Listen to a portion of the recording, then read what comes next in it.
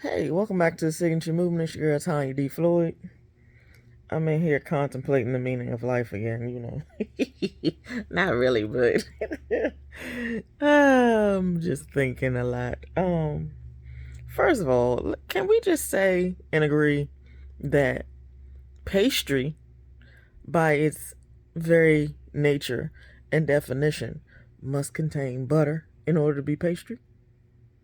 I ain't never seen a French chef or anybody who came along during the ranks of other chefs or any other kind of culinary professional who made pastry and called it pastry and didn't have butter in it. I just had a cheese Danish from McDonald's. I mean, I should have known, but still, I just wanted to try it. But yeah, it just reminded me of that. What did I have? I don't know, something I had recently, and I was like, "Ain't no butter in here." I can tell. I bit into it and immediately I knew it lacked that richness and that silkiness and that little bit of salty. Butter just is butter, okay? You can't get around that. That's why I have never picked up the whole vegan bacon thing, because baking is not real. I ain't never had a vegan pastry. I ain't never had a vegan baked good. I ain't never had a vegan nothing that was prepared that used to have, like, the other ingredients like dairy and stuff the vegans can't do or don't do. Never ate none of that because I'm opposed. I'm opposed. Pastry ain't pastry without butter. Quote me on that. Um, Anything else is just a knockoff. And the way that these people and these companies get away with doing stuff, like, I could look at it and tell wasn't no butter in it. I could tell wasn't no butter in here. It's too white. Butter ain't white. Butter is a creamery yellowy color.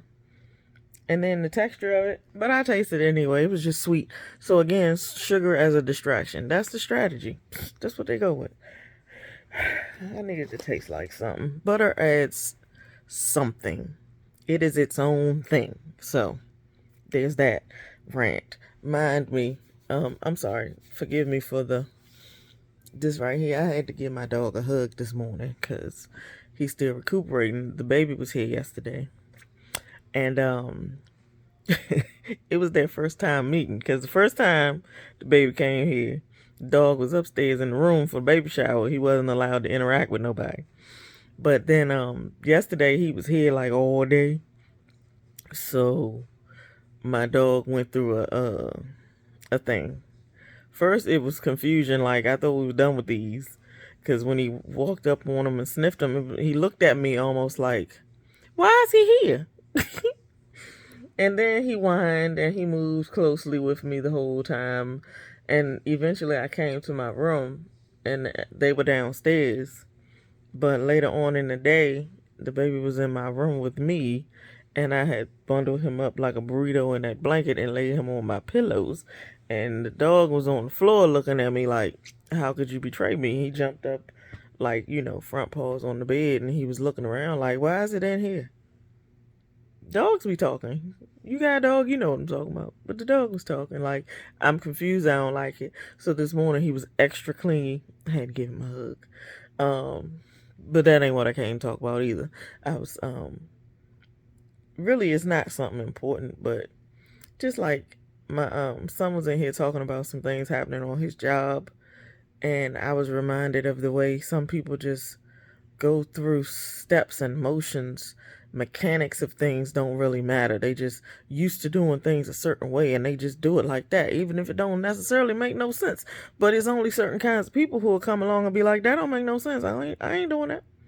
I ain't even doing it like that. Why do you do it like this? And then you go, nah, I think we should do it like that. And they get mad. Like, we ain't doing it like that. What do you mean? Why are you even questioning it? But it's just like a centuries old thing. A common theme amongst a lot of well, I'm going to go ahead and say it, a lot of the themes involving black people, often the conflicts arise out of somebody who not necessarily Is somebody who ain't got no business asking no questions, got the nerve to ask questions, and then go, no, we ain't doing that. What do you mean you ain't doing that? Yes, you are. It's a power struggle that's been going on forever, but that's how I get to thinking when I come, up at these workplace conflicts, because it's usually somebody who think they should have more power, or somebody who thinks they have power over you come up against you, and it's like, who are you?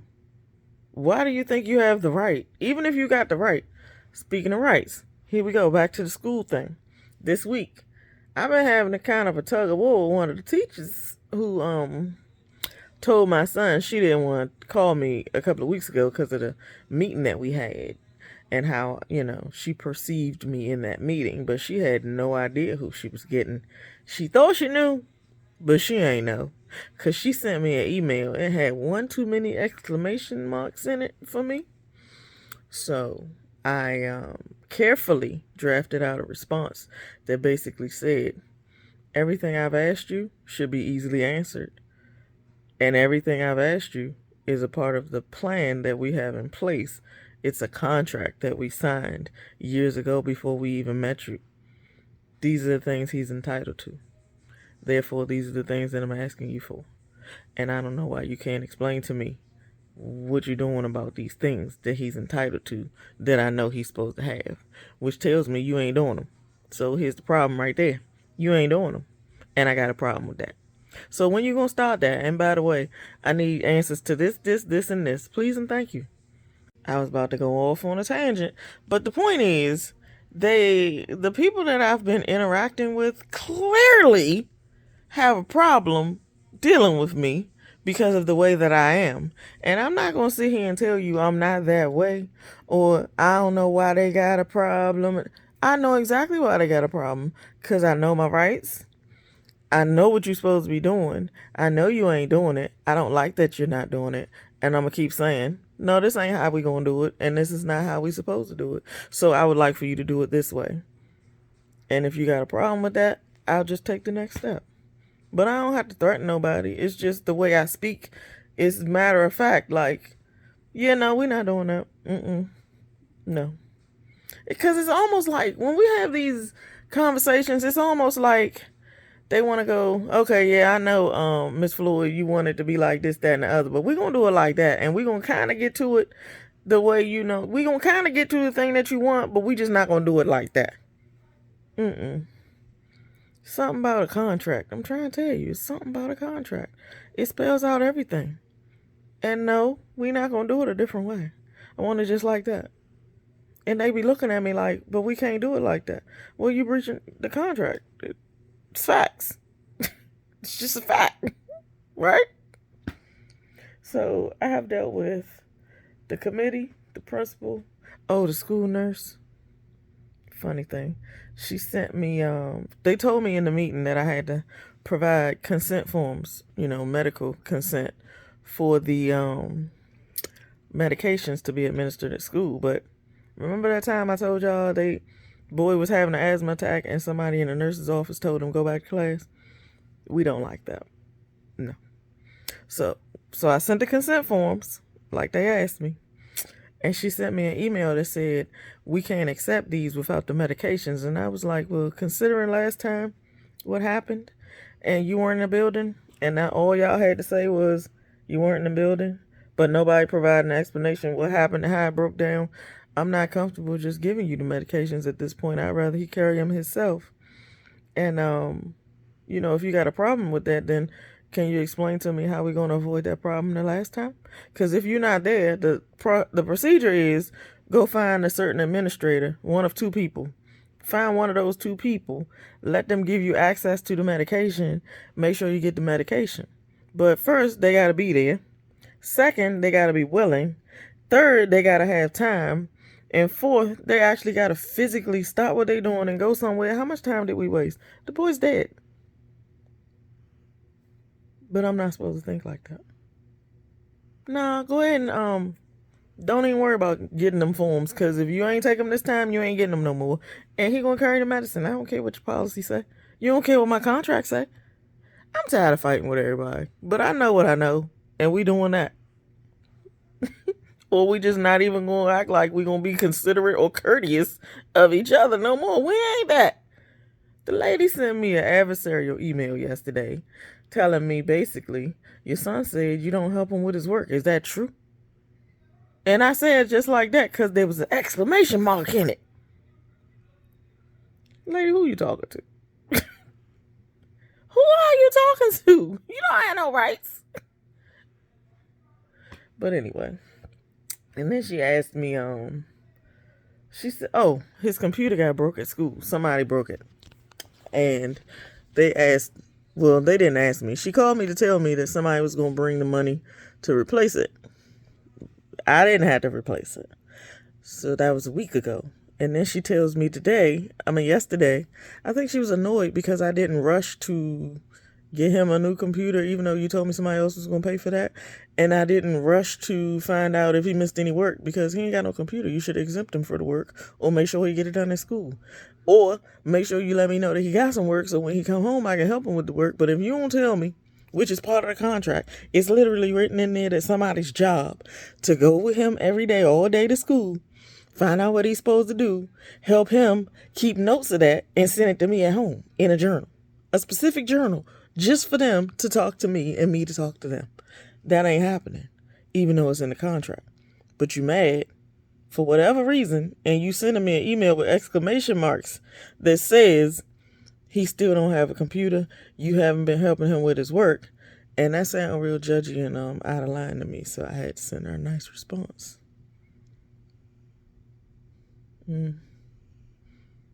Yeah. I'm tired of them people. But I'm not going to take them out of school. And I'm not going to try to, do it myself. Because, I pay taxes that say this for the educational system in this county. And if I got to take them out, then I need a stipend that's going to pay me to get them taught. And they ain't doing that. So he's staying. But I am waiting for them to give me that referral to that other school. In county, out of county, I don't care. But y'all paying for it because I don't have to. And I was doing all the research and I was a little discouraged about the whole process of complaining, and it's all BS. It's all politics. But I have realized that even when I was working for the government and I was a steward, a chief steward, regular steward, all the times I've been complaining and filing grievances, it's a process.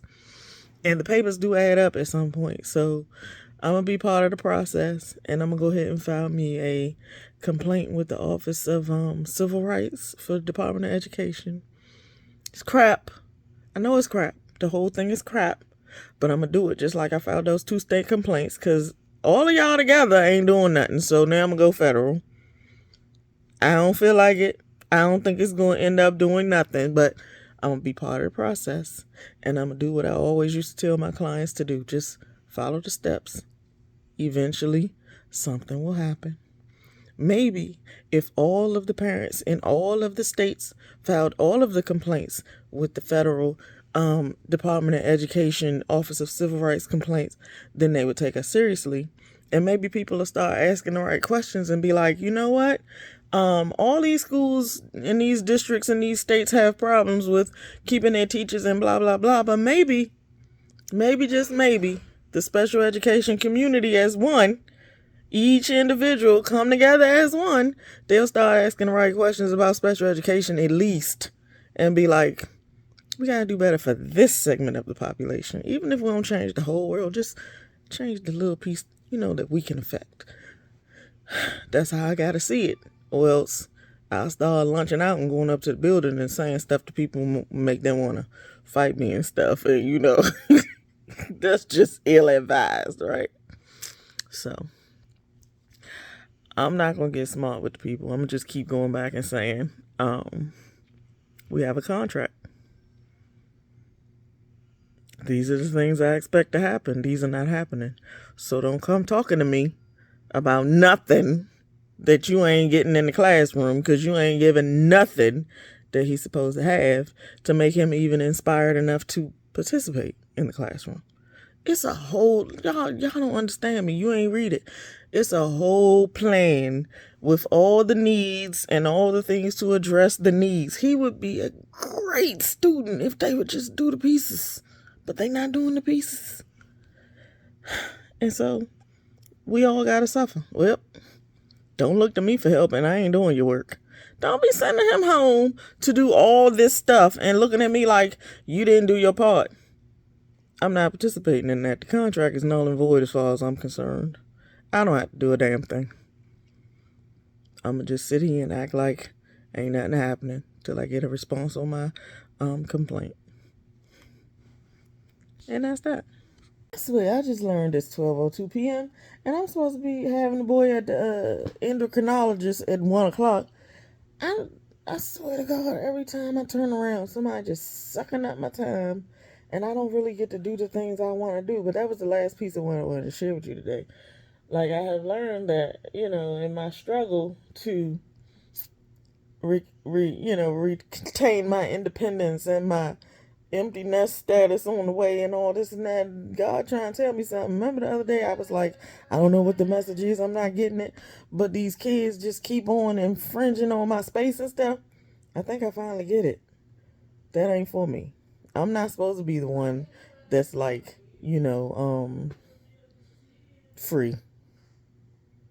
Clearly, I'm not supposed to feel like I need to be in control of my own life and my time and everything, because I'm supposed to be learning to submit to God, because I have requested that He use me, and I have requested that He work with me and, change me and instill in me a clean heart and that whole thing. I have requested these things, therefore I'm supposed to be obedient. So right now He's telling me, you ain't listening, girl.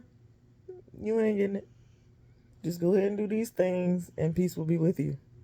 I've been fighting for peace, which is what I thought you're supposed to do. But if I just lay back and let Him do what He do, maybe I'll see a different kind of peace. I don't even know what peace is. Maybe that's it. But anyway, it's still a struggle. I'm still in the fight. We just got to do what we got to do. And that's that. Go with God. Do what you think He's telling you to do. And leave the rest to Him. You can't always see the finish line because you're not the one controlling the thing. You know what I'm saying? Jesus, this is tough. Real tough. But I requested these things of Him, so I'm going to just do what He tells me. Jesus, that girl called me the other day and said she want to move back in. Y'all pray for me. Swear to God, this is not what I thought I was getting.